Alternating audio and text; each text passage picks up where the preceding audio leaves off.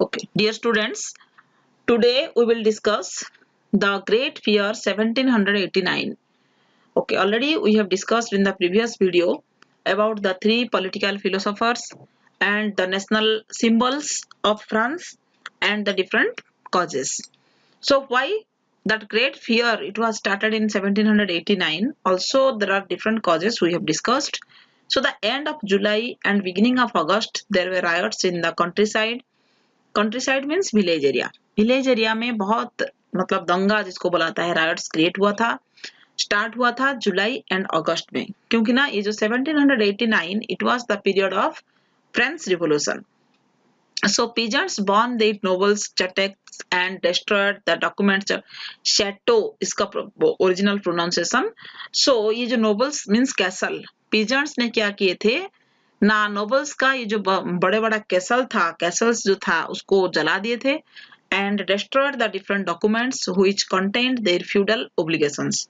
मतलब जिसमें मतलब उन लोगों का डिफरेंट डॉक्यूमेंट्स था, जो डॉक्यूमेंट्स में इन लोगों को मतलब चीटिंग किया जाता था, बहुत सारा पैसा जबरदस्ती जमा करने के लिए बोला जाता था. तो that documents also destroyed by the peasants. Okay, so the night of August 4 1789 देखो ना, नेशनल असेंबली बना गया response to the great fear. August 4th August 1789 one by one members of the nobility and clergy rose to give up means feudal dues, serfdom, tithe, hunting and fishing rights, personal privileges. मतलब 1789 4th अगस्त में ये जो nobility and क्लेर्जिस जो थे ना, ये लोग मतलब दिए थे ये जो अधिकार, मतलब ये मतलब कॉमन पीपुल को ये राइट्स मतलब देने के लिए जबरदस्ती हो गया था और दिए थे भी.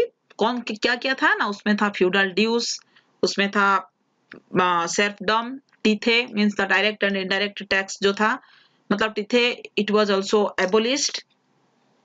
Then hunting and fishing rights and personal privileges. In one night feudalism was destroyed in France. Feudalism में मतलब इन फ्यूडलिज्म मतलब जमीन का अधिकार जिसको बुलाता है, the lot of means a huge amount of agricultural lands जिसके पास है, और उसी को लेकर के फ्यूडलिज्म बनता है. So it was destroyed in France.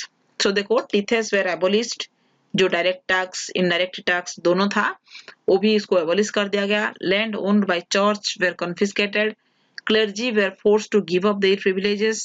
उन लोग का जो जितने सारे पूरा विशेष अधिकार था उन लोगों को छोड़ना पड़ा. छोड़ने के लिए मतलब फोर्स किया गया था. Government acquired assets worth at least 2 billion livre and the assembly passed a decree abolishing the feudal system of obligation and tax. Assembly को पास किया गया और उसमें फ्यूडल सिस्टम को एबोलिश किया गया. मतलब नोबिलिटी का पावर और क्लर्जी का पावर यहाँ पे फोर्स किया गया था कि to give up their privileges, उसको छोड़ने के लिए. So the civil constitution of the clergy. उसके बाद the National Assembly resolved the immediate financial crisis by कैसा वो लोग फिनेंशियल क्राइसिस को रिजॉल्व किए थे ना, seizing the church lands. Church में जो बहुत सारा लैंड्स था उसको सीज किया गया था, जब्त किया गया था. And putting the church under the control of the state with the civil constitution of the clergy.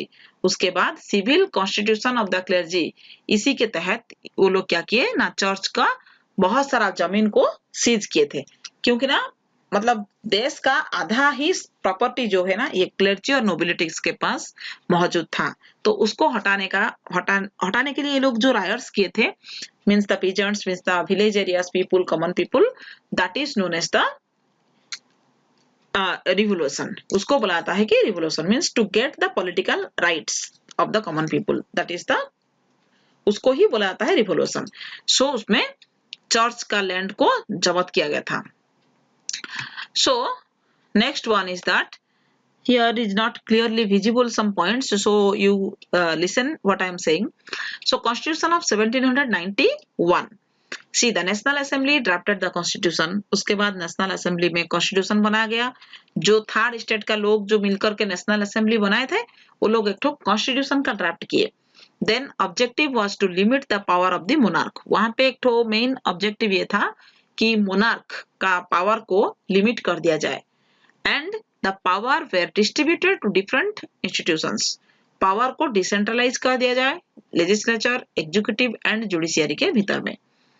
Then the constitution began with a declaration of the rights of men and the citizen, और उसमें लोगों को rights कैसा दिया जाएगा, main को और साधारण लोगों को, सिटीजन्स को कैसा दिया जाएगा, उसमें डिक्लेरेशन एक ठो रहेगा, मतलब स्टार्टिंग से।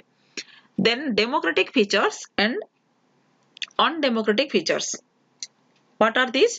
France became a limited monarchy, monarchy system completely नहीं हटने से भी उसमें लिमिटेड कर दिया जाएगा मोनार्की सिस्टम को।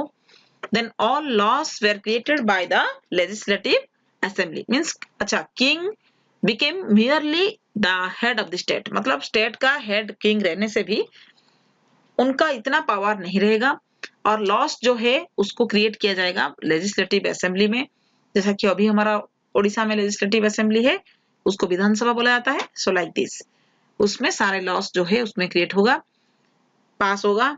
And feudalism was abolished, feudalism system को पूरा अबोलिश कर दिया जाएगा, हटा दिया जाएगा। ये रहेगा democratic features.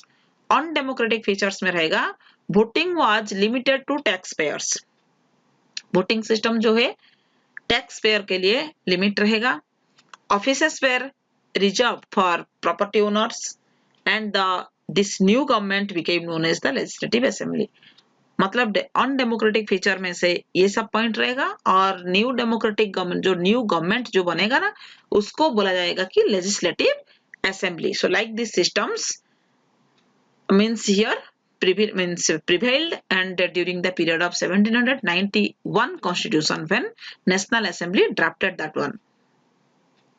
So the National Assembly, see, the new National Assembly created the historic and influential document, उसमें the Declaration of the Rights of Men, which stated the principle that all men had equal rights under the law, मतलब वहां पे जो national assembly में जो declaration किया गया, rights of man का डिक्लेरेशन जो किया गया, वहां पे लिखा गया पूरा डायरेक्टली कि all the people had equal rights under the law and rights such as the rights, मतलब क्या है, कौन कौन सा अधिकार ना, right to life, freedom of speech, freedom of opinion, equality before law were established as natural rights of citizens, and it was the duty of the state to protect each citizen's natural rights. Okay, so ये सब rights, अधिकार पूरा लोगों के पास रहेगा, ये national assembly में constitution में ड्राफ्ट कर दिया गया। देन देखो यहाँ पे था declaration of the rights of man, इसमें क्या क्या लिखा गया, मतलब हमारा कॉन्स्टिट्यूशन में एक प्रियम्बल है, जैसे कि we the people of India बोल के लिखा गया है ना, स्टार्टिंग किया गया है like this, here is also the national assembly का कॉन्स्टिट्यूशन का preamble, it is, we can say. उसमें लिखा गया men are born free and equal in their rights, लोग मतलब मैन फ्री होकर के पैदा हुआ है एंड इक्वल राइट्स उन सबका रहना चाहिए। दीज राइट्स आर लिबर्टी, कौन कौन सा राइट्स ना, liberty, property, security and resistance to oppression. And number 2 में लिखा गया the fundamental source of all sovereignty resides in the nation, मतलब सार्वभौम अधिकार जिसको बोला है सोवर्निटी, मतलब पावर एक ठो लोगों के पास में रहना है, जो that is the fundamental source, ये भी जाति के पास, नेशन के हाथ में रहना चाहिए। मतलब हम सारे इंसान जैसा कि मोनार्क और राजा का हाथ का एक तो खिलौना नहीं है, पपेट नहीं, हम लोग हमारे स्वाधीन जीवन यापन करेंगे, that is written in that constitution in our India also and in the France also that kind of the system means introduced through the constitution of national assembly. Then the law is the expression of the general will and all citizens have the right to take part personally or through representatives in the making of the law.